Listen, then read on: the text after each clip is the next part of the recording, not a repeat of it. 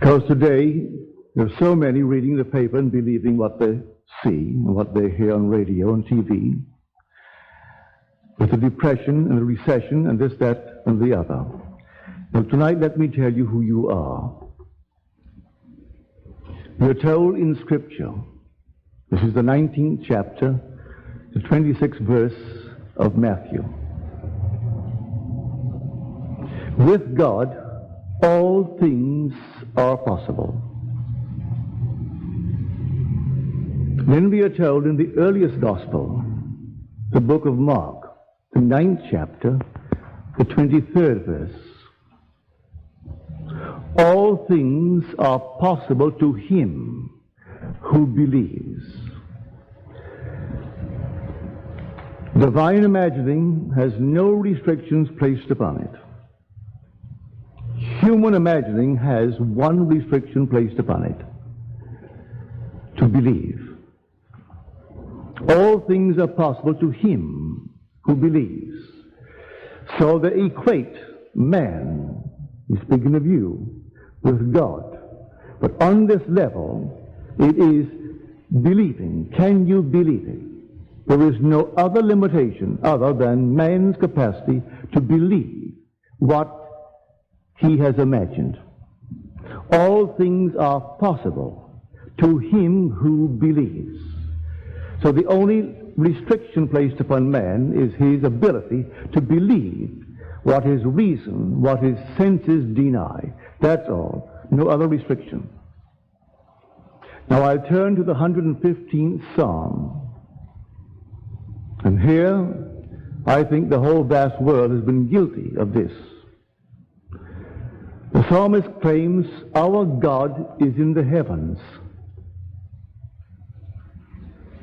Their idols are made. First of all, our God is in the heavens, and he does what he pleases. No matter what it is, he does what he pleases. Their idols are made with human hands of silver and gold.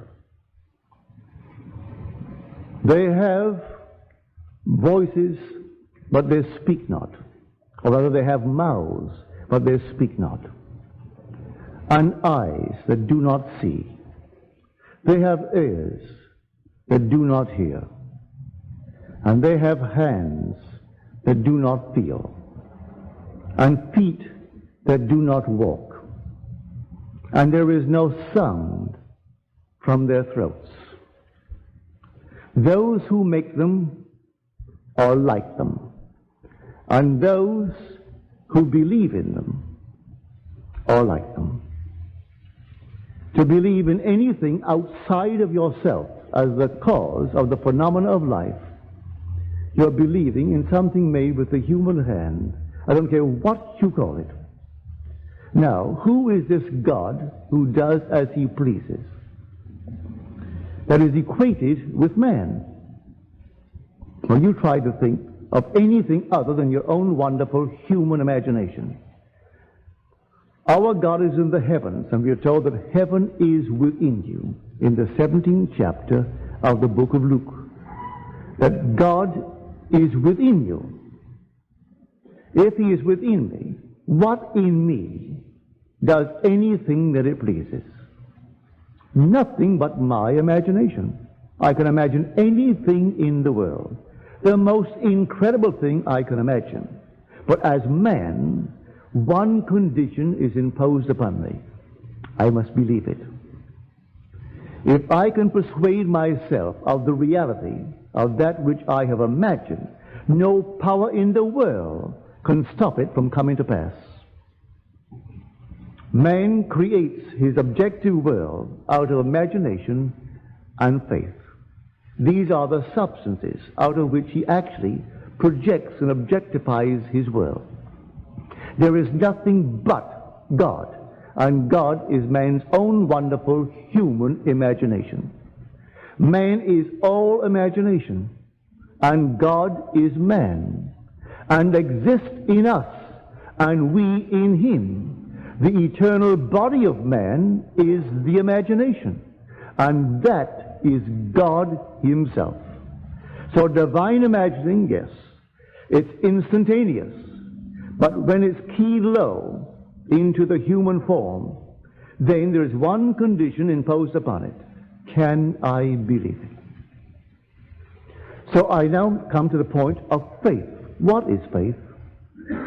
Faith is the subjective appropriation of the objective hope.